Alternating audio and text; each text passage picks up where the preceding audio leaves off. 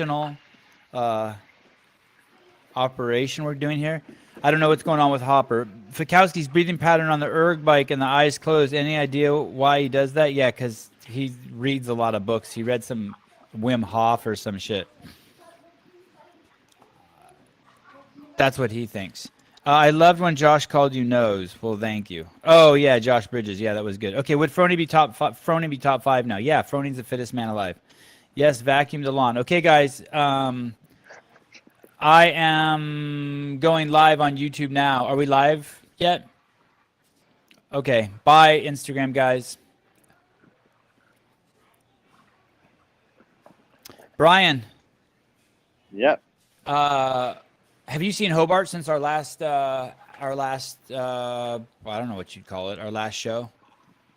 I have not. Okay. I'm not sure if he's coming on, so that means you're going to have to do double time to make me look smart. Do we have any intel on Fikowski? We're hearing rumors. Ryan, just so you know, we can see you, so don't do anything crass. Have you heard any? Have you heard anything? One of the sources we have is saying that he just has a blow up of lactic acid. I'm not believing it. That looked injured to me. I don't know. I've gotten more questions about Fikowski following that event than anything. I haven't heard anything from anyone reliable outside of that source that you mentioned. He put a post up on Instagram that just basically said, I bet you didn't see that one coming. So I don't really know what that means, but if he's putting that up there, I would guess it's not that serious. But we're going to find out tonight, because overhead squats and one rep max snatch, if there is a problem, then it'll definitely reveal itself. Okay, and we sort of did see it coming because someone did ask him yesterday in a post-fight interview what was wrong with his leg, and he says, "Oh, the tape looks good, doesn't it?" And that's in my mind, that's him just avoiding the question because he doesn't want to be a whiner. He doesn't want to complain. Yeah, man, it's the CrossFit Games. It's very, very unusual to go through the entire games without having something little like that pop up.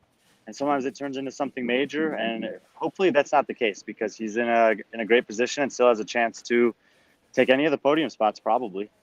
Okay, he does, because they were and the commentators when I was watching the live broadcast were suggesting that he might be out of podium contention.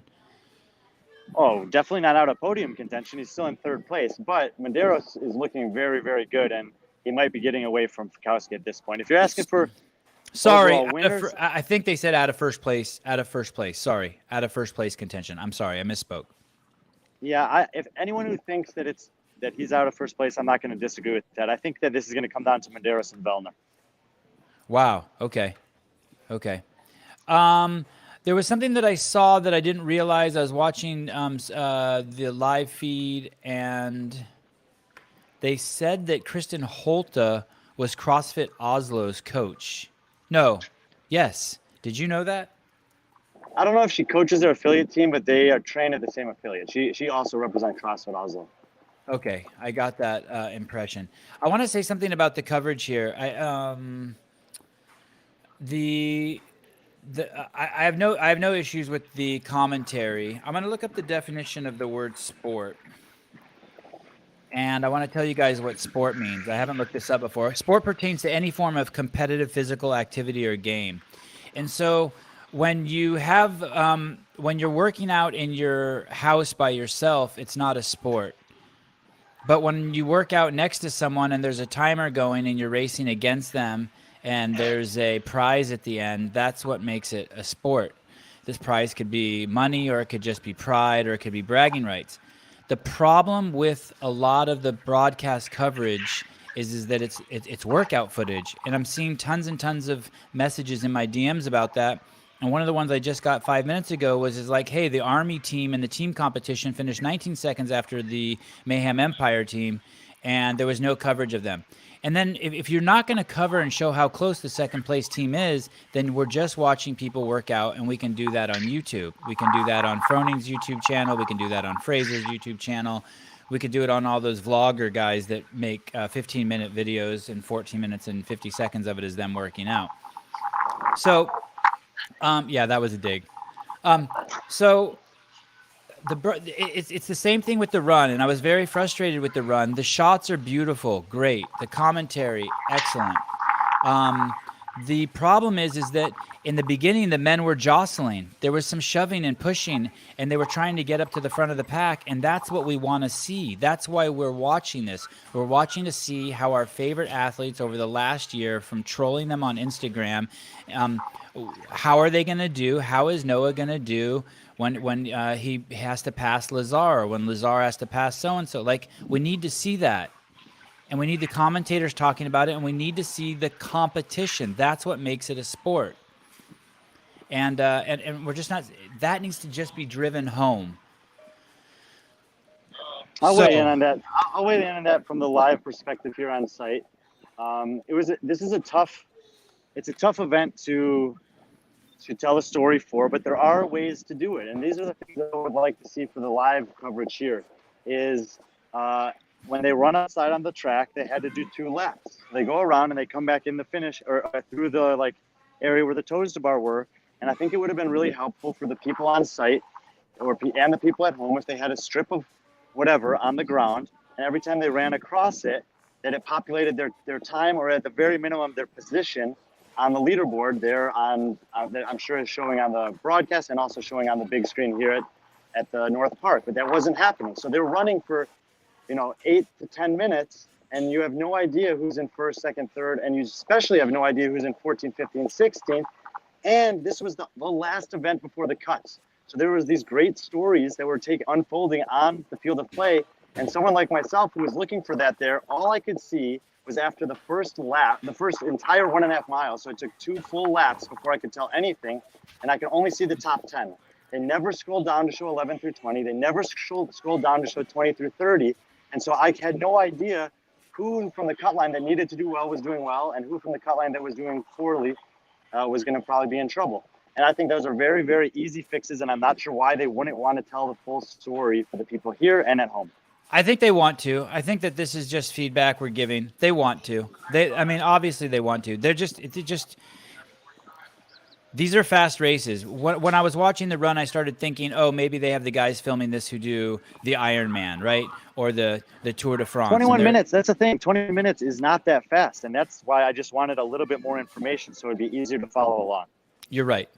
Okay. So enough of that. But if you guys are listening, wider shots, beautiful camera work, your great coverage, great commentary. But we need Sean and Chase to see the jostling, and we need to see the shots. Same thing with when Lazar came in. Ashlyn Vicuna, you're gonna make me cry. Oh my God! And Dustin Anderson, you should see these donations from your third female listener for Brian the goat. Keep it up, guys. Loving all the content. $49.99. That's $50. Dustin Anderson, $100. No message. It's just he speaks with his wallet. Thanks, guys. You guys are killing us. Thank you. Okay, so who was your pick in the female competition, and how come no one picked Miss Rolfe? Oh, Emily Rolfe was a total oversight. I have to admit it. I said it on the sidelines. I completely forgot about her. She was a winner of the Ruck Run in 2019. She won this one here in a very similar fashion, kind of charging hard at the end to take her second career win at the games, and I will never forget about her in a running endurance event again. And how she looked like she had more in the tank. She looked like she was playing the field. And you're talking about winning that event over Christy Aramo, Haley Adams, Sam Briggs, Kristen Holta, and Tia Claire Toomey, the who's who of endurance event at the CrossFit Games, and she's done it twice now. Jason Trieg says, this isn't much different than when you were leader of media, Sevan. Follow the leaders as the usual. Ouch, ouch, ouch, ouch. Okay, fair, Jason, fair. Block him, Ryan, block him. Sam Briggs gave it her all, and she looks like she just gassed out. And I want to say thank you for giving it your all, Sam Briggs, because that was fun watching. And she actually climbed all the way up to 22nd place, I think, 21st or 22nd. She missed the cut by 14 or 16 points. So she definitely left it all out there, tried her hardest to make it through to the final cut for all the fans who want to see her compete, but ultimately came up 1 or 2 spots short. And one of the guys I was taking a dig at, I think his name is Nate Edwardson earlier. Maria's standing up for him, and I appreciate it. And she's saying that Nate did a vlog with Miss Rolfe. What's her first name, so I don't have to call her Miss Rolfe? Emily Rolfe. And I actually talked to Nate after that event, We were talking about just the Canadians. Emily's obviously from Canada, and the overall results there and the cuts. So good dude, putting content out there for the community. I like Nate. Yeah, so go ahead and I don't know if anyone, feel free to post a link to that vlog, Maria, in the comments so people can run over to his YouTube channel and check it out because she deserves the attention. Medeiros in first place, Patrick Vellner in second. It's almost like Fikowski gave it to him. Can Vellner still win it? He is 63 plus 24. He's 87 points behind Medeiros. So there's 2 events remaining today. The first one is this 11-minute AMRAP of 1 pegboard, 7 overhead dumbbell squats with a 70 or 50-pound dumbbell, and then 15 heavy double unders. Medeiros is going to crush this. Vellner is going to crush this. I don't think he's going to make up very much ground, if any, on Medeiros in this one. But the final tonight is the 1-rep max snatch. Medeiros is middle of the pack at best on a heavy lifting event. He PR'd at the MAC with a 285. Vellner can definitely put more than 285 over his head. Oh, the final 20 women are about to walk past me, Sevan. I'm going to hold my camera so you can see him in the background. I'm not going to flip it around, but you'll see him walk past. Oh, yeah, I don't want you to get in trouble, Brian. God forbid we promote the CrossFit Games. Don't show anyone. Might have to say hi to some of my friends. Jacqueline Dahlstrom's about to walk by. She was the last one to get in. She was the only one outside the cut to make it back inside after that event. Look at Brian. Brian's saying that these girls are his friends. Jesus Christ. Dude, they're using you for media coverage. None of those girls are your friends. What are you talking about? There they go. They're heading to the Coliseum for event 11 right there. And they're carrying backpacks? Yeah. They just, they still have 30 minutes until their event. So there's probably, some food or water, or electrolytes, whatever they want, some carbs or something. And maybe they're, a massage gun or lacrosse balls, whatever they need to get warmed up. Are there coaches with them when they walk by right now? No, it's just athlete control, and then that looked like the 10 athletes in Heat 1. Okay. You should do a live commentary like Joe Rogan. I've never seen Joe Rogan's commentary when he's at home doing the commentary for UFC. Isn't that crazy? And I'm a UFC nut. Where do you find that? Will someone tell me where you find that? Caitlin Ralph just donated $15. Hey, you know what's funny? I made fun of us for not having female listeners, and I would say 80% of the money's coming from the women. You guys are awesome. Thank you. I would buy a TDC hat. Yeah, so would Brian. Jason Hopper. Did Jason Hopper do what he needed to do? At the beginning of that event, he was in 16th place, and now he's still in 16th place. Yeah, he had a 7th place finish there. He might have closed the gap on some points on some people ahead of him, but I think more importantly for him, he's made the cut. He wanted to do well in that event. I think he executed well, and I think he's got a little bit of confidence going. He feels like the things that haven't been tested yet are probably things that he's going to be good at. He's excited for the snatch. He thinks he can do top 5. He's very happy that the pegboard is only 1 at a time. If it was like sets of 5 or 4 pegboards, that would be harder for him. So I think that this AMRAP's going to be a good one for him. You know as well as I that he's pushing for top 10. So I'm excited to see. I think he can compete a little bit more stress-free now after having a good event this morning, after making through the final cut. So hopefully have some good finishes to close out the day and inch a little bit further up the leaderboard. Okay. Travis Mayer, he took 13th in that workout. I want to say he was in 10th prior to that workout, and he's dropped down one. What's interesting, Brian, is right above him is Baden Brown. And I had the crazy honor last night of getting a few minutes of Jason Hopper's time. And when we were talking about the run, he said Baden Brown basically is going to win that. And of course, I didn't believe him. And Baden Brown took 2nd place. He was basically ahead the entire event. And we'll get to the guy who won the event. Did you know Baden Brown was such a savage? Yeah, actually, when we were doing our 1 through 39 rankings heading into the games, I misspoke when talking about Baden Brown and said he wasn't good on endurance events, and several Aussies had corrected me. He won the reverse triathlon at the Torian Pro, so he's already had an incredible performance in a long event earlier in the season. A second one this morning. I mean, taking 2nd in a workout like that against this field is a tremendous accomplishment. So Baden Brown is actually a good endurance athlete who had a great performance today. A few weeks ago, you started chirping in my ear about the Judic. Jukic brothers, Lazar and Luca. I was kind of, to be honest with you, annoyed about it. I was like, yeah, so what? So they talked to you, so now you're on their jock. Then we did the podcast with them, and I had to eat crow because they were probably two of the coolest guys. And we've met a lot of cool guys. It's hard to be cool in this field. They're super cool. And now Lazar wins that event. He seems like he can grow so much more as a CrossFit athlete. Are we looking at a guy who next year is going to be top 5 in Lazar Jukic?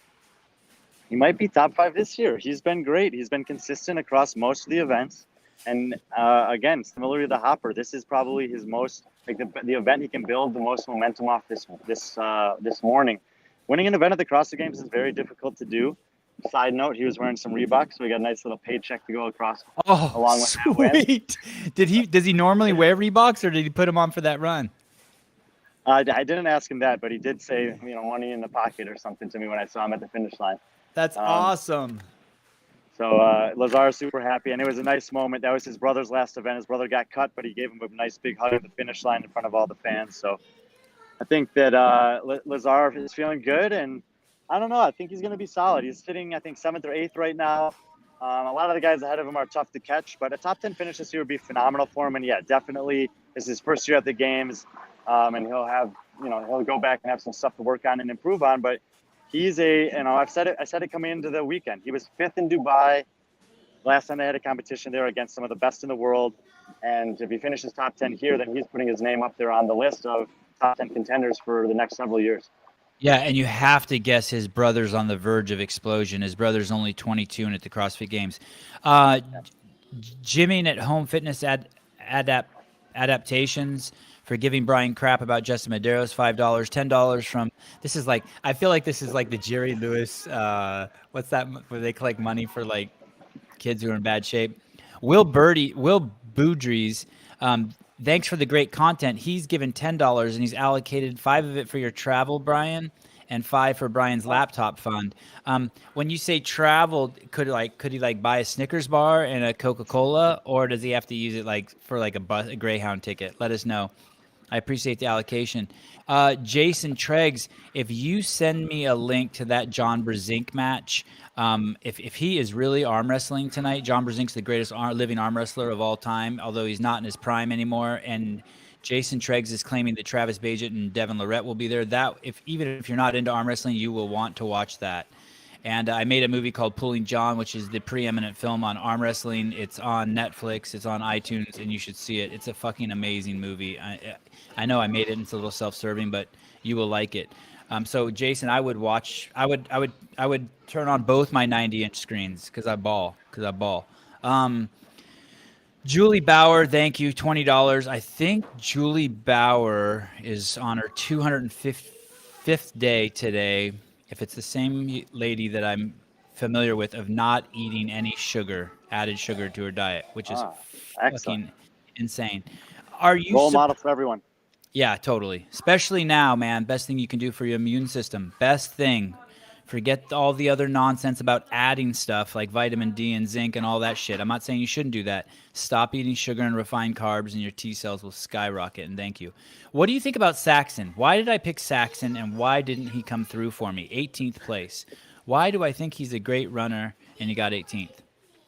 Well, he and Guy Mejeros obviously are very good sprinters, and a longer distance is not something that they have the same capacity in yet. So I think that for both of those guys, that'll be something that they look to improve upon in the next season. Okay. Have you got any reports on Scott Panchak? How bad did that event hurt him in terms of his leg?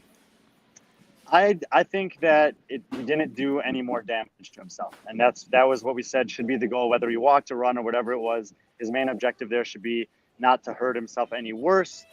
Now we have an event with some double unders in it, though. He did say jumping was the other thing that was the most painful for him. So definitely we'll be watching again to see how he manages the double unders in the SAMRAP. And what were the other two movements? You said a dumbbell snatch and pegboard? Yeah. And he'll destroy those. Not dumbbell snatch, overhead squat, single arm dumbbell overhead squat. Okay, and we saw that he can still squat. He Yeah, squatting's dominated not an the. issue. Obviously, pegboard is to be fine. So just has to manage the double unders. And the good thing is it's with a heavy rope, but it's only 15 per round. So hopefully he can navigate that okay. You picked Andre Houdet as one of your winners. He took 22nd. He is a really strong runner. He's very strong. He's young. Are you surprised at that finish? I guess you are. I am. I actually reached. He's from Denmark. Nico Rono, who's one of the best videographers in the space, knows Andre very well, and he said, "Yeah, man, his long distance running is not as good as shorter distance running." So I guess I was just off the mark on that one. So we got schooled. Jacqueline Robertson, $10. Can't wait to watch more. Hope everyone in the Jacqueline chat. Robertson is probably the best and biggest CrossFit fan that I know of. She's from Canada. Jaxie's 16, I think, on Instagram. She's amazing. Awesome. Can't wait to watch everyone once I'm done working. Juan Lamb. Wow, that's a great name. Will this be for Brian's trip? It depends. If we pay off the trip, it'll go to his computer. Sevan, do your Armenia genocide documentary. What'd you say, Brian? I think the computer is the priority. I'm about to throw the old one in this dumpster. Good. Tia Claire Toomey, still in first place. We've moved to the women, Brian. Lauren Horvath, Kristen Holta, Haley Adams, Brooke Wells.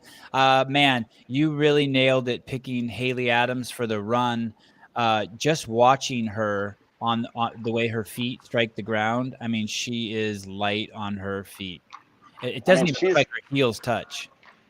She's had direct access to Chris Hinshaw for the past couple of years. We know he's the best in the sport at getting CrossFit athletes to run efficiently and well. And she looked amazing running. She wasn't wasting any movement. Her breathing was in control. Her upper body was calm and quiet. If you want to know how to run efficiently and you don't have access to Chris Hinshaw, study the way Haley runs. Huh. I like it. Gabriella. Oh, well, one quick thing about Chris Hinshaw. They interviewed him. The broadcast team interviewed him, and so far he has been the best interview. That's not a dig on the other people. He was articulate. He was present. He had a strong voice. He was great. Anytime he's on site and there's an endurance event, they should either get him on the broadcast or get him on an interview because like I said, there's no one better in the sport for evaluating and picking out I don't know what he was exactly saying or doing, but he's amazing at watching the competition and identifying when an athlete is struggling running or struggling rowing or struggling on a long bike or swim compared to when they're about to make a move.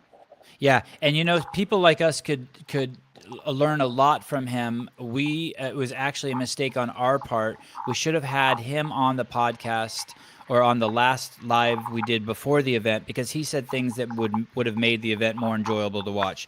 Those things are, it's perfect that it's 30 toes to bar because you can do them unbroken, whereas if it was 50, you couldn't. And he said the reason why is because the toes to bar are really demanding on the hip flexors, and basically hip flexors are really relevant to running. So he was talking about how perfectly programmed the event was. He's always positive. He's not a little whiner like Brian and I complaining about the broadcast competitive part. So he would have been a nice positive addition to us little babies. Go ahead. Just to add to that, you want to know how perfect the quantity of toes to bar was. You saw on both the men's and women's side when it came down to two people. It was Baden Brown and Lazar Jukic, and it was Emily Rolfe and Sam Briggs. Emily Rolfe and Christy Aramo. The last 5 reps of toes to bar was the difference in the workout. Jukic was able to hold on, Brown wasn't. Rolfe was able to cycle him a little faster than Aramo, and that's what made the difference right at the end. So really well programmed event to create some dramatic finishes. We didn't even get to see that. You used to tell me Baden Brown came off the bar on his 30. Yeah, see, that's the kind of shit we need to see. I didn't see that. Wow. Yep. He must be kicking. Held on. He must be kicking himself. A gentleman by the name of... No, I don't think he is. I think he did. I think he was just at the end of his capacity. Either his grip or his hip flexors or low back or something, and you had to take one small break, and it cost him the event win. Yeah, that's what I mean, but you don't want to take that small break right then.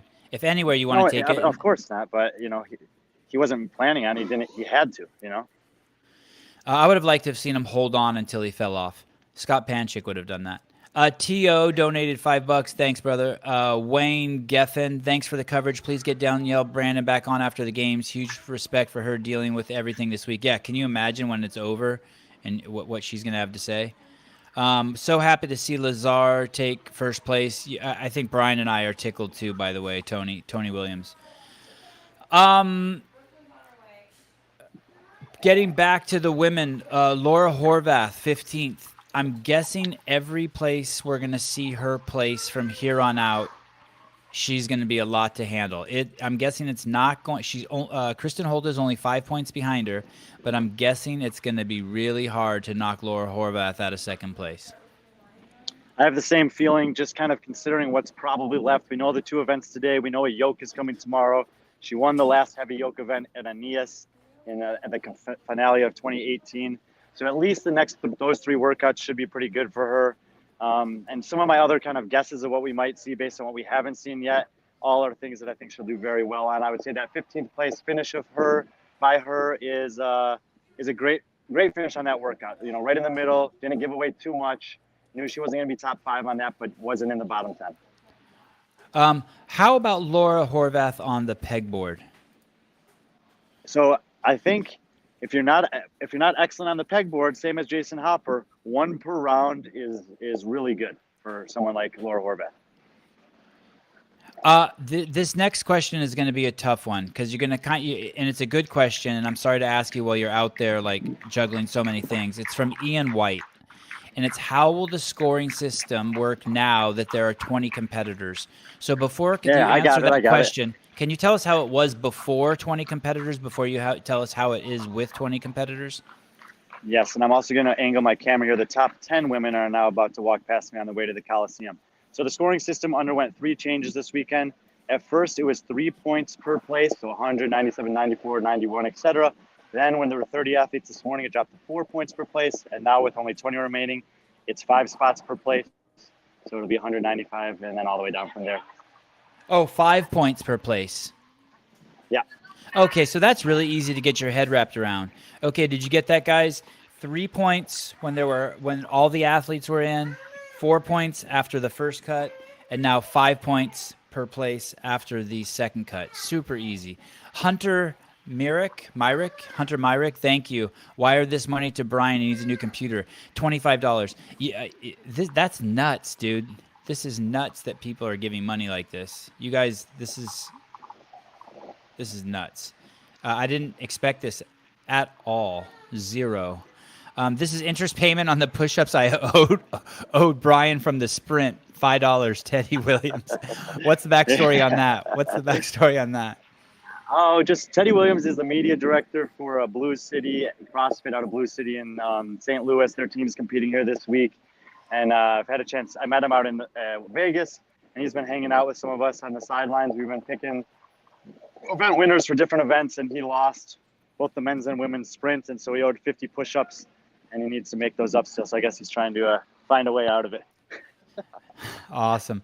Dark Lord Revon, $25. Love your content, Sevan and Brian. Please don't stop. Is there a way to see who's cut? Jessica, I think you can just go to the leaderboard and look who's at everyone who's below 20.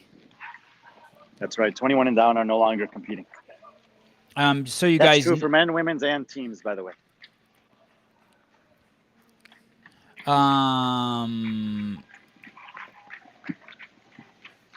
Okay. Other moderate. Oh, okay. I got about 5 minutes, Sevan, and then I'm going to head to the Coliseum. Okay. Do we know any of the other workouts remaining besides this next one and the snatch? Do we know anything besides those 2? We know there will be a yoke tomorrow. Okay. And that's it? That's it. Everything else is a secret. I suspect that yoke is going to be brutal. Do you think it's going to be uniform weight or increasing weight? I don't know, but what's interesting is that they already measured heights for the yoke. So that means, and they didn't know who would be cut. So I find that interesting. But they'd also done that with the jump ropes. They sized them for the jump ropes, and that was just so they're prepared regardless of who makes it. Okay. Have Josh and Jacob Hepner competed against each other yet? I heard they're going to work out against each other 3 times this weekend. I think one of them's on the schedule for today, but I'm not entirely sure. Okay, because I think the days are running into each other, but I think Josh is flying out there today. Nick of Time said, I don't think I've ever seen so many donations before. I know. It reminds me, Nick, it reminds me of being at church as a little kid when they passed the plate around.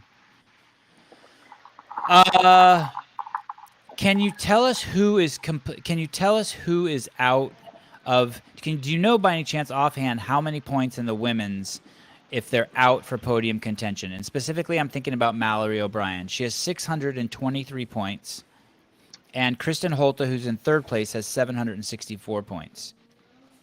I think that when it comes to podium on the women's side, there's only 4 women that are still in podium contention. The points might not indicate that. There may still be mathematical ways for other people to get in. But barring some kind of injury, I think the only 4 women left that can podium are Haley, Kristen, maybe Brooke Wells. Brooke Wells, Haley, Kristen, Laura, and Tia. Wow, that's impressive that you knew that without having a computer in front of you. What about Amanda Barnhart? She's in 7th with 706, but I'm guessing that these next workouts are going to be great for her. And Gabriella Magawa, I'm guessing these next workouts are going to be good for her. Magawa. Gabby's another one that is super happy to see only one pegboard. I actually saw her do overhead squats with a 50-pound dumbbell when we were working out last week. She's very proficient with that. So, yeah, she should do well on this. I just think that those women at the top are too consistent. So it's not the fact that they're not fit or won't do well. I just don't know that there's enough space left to make up ground against women that aren't going to give very much away. The only person who's really going to give anything away on the remaining workouts is up there is Haley on the snatch. Luis Lemos just gave $5. Thanks, Luis. I'm going to ask you a really hard question. I'm going to ask it to you. I'm going to ask you U.S. this. Army Warrior Fitness Team. Yeah, we were just talking about those guys. Yeah. Brian. Yeah. I'm going to ask you this now, and I'm going to ask you again. Okay. Is Pat Vellner going to be able to catch Justin Medeiros and beat him? Or is this really is Matt Fraser also a prophet in picking Justin Medeiros as the poster child for his new whatever he's selling, Podium, his supplement? Everyone knows how much I love Pat. Everyone knows how much I want him to win and believe that he can win. Justin Medeiros has been incredible and impressed me at every single event so far this weekend. The one question left to be answered is the snatch. If Vellner's within, he needs to close the gap to 25 to 30 points heading into tomorrow. Otherwise, I think that this is Medeiros's. And then basically look at one of the guys we talked about who's I would say a dark horse, but always a threat. Alex Vigneault is in 4th place, and if Brent Fikowski is injured, Alex and Saxon are within striking distance. Alex Vigneault has been phenomenal. And again, similar to Medeiros, the performance he did this morning on that long running event, he's a big guy. He was right up there near the front for most of the whole race. Vigneault, similarly to Medeiros, has not disappointed me anytime so far this weekend. Who is the crowd favorite? I know you know, because that was always so obvious when you were in the Coliseum. For men, like who when they come out, is it just like holy shit and everyone cheers and loses their mind? They haven't done that one by one. They haven't done that one by one announcement in the Coliseum yet, so we haven't gotten the real opportunity to see that. For the women, I think it's Danielle Brandon. For the men, I would say it's a split between Medeiros and Vellner. Okay, it's not Tia for the women. Also. Oh, yeah, Tia's going to get a huge ovation, but I think that really everyone's backing Danielle this week because of everything she's had to go to. And you also have to say, even though he's not in contention to win, Scott Panchak is going to get as big an ovation as anyone. Oh, I love it. No one deserves it more. All right, Ryan. All right, Brian, thank you. We have 7 minutes till the next event. We weren't sure if we were going to do a breakout here, but we did. Thanks, everyone, for tuning in. We will... at the end of the day, we will definitely do another live stream. We have a few people we're trying to get on, and then if worse comes to worse, we'll use James Hobart. I hope James heard that. Oh, man. All right, cool. Oh, Sam Garrett's coming. Sam Garrett's coming in. Sam Garrett's coming in with the late $25. Who else is Brian friend with? You mean is he single, Sam? He'd date you. Yeah. Top $21 from NK, top female fan. This is for the Brian Fund. And Brian's out. Okay, guys, thank you. We will